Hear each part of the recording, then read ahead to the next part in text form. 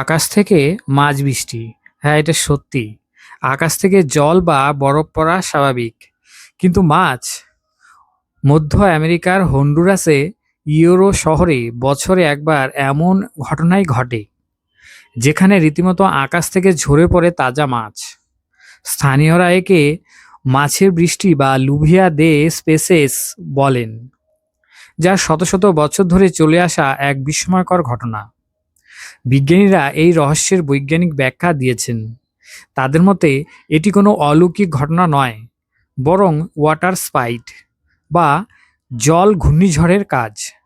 সমুদ্র বা বিশাল জলাশয়ের উপর দিয়ে যখন প্রচণ্ড গতিতে ঘূর্ণিঝড় যায়, তখন সেই জলস্তম্ভ মাছ সহ বহু প্রাণী টেনে নেয়। পরে এই মাছগুলি বাতাসের ধাক্কায় দূরে ইউরো শহরের উপর বৃষ্টি হিসেবে ঝরে পড়ে। প্রকৃতির এই ভয়ঙ্কর কিন্তু মজাদার খেলা দেখতে প্রতি বছর হাজার হাজার পর্যটক ভিড় করেন শহরে। প্রকৃতির খামখেয়ালিপনার এক চূড়ান্ত নিদর্শন হলো এই ঘটনা। ভিডিওটি ভালো লাগলে লাইক এবং সাবস্ক্রাইব করবেন। ভালো থাকবেন।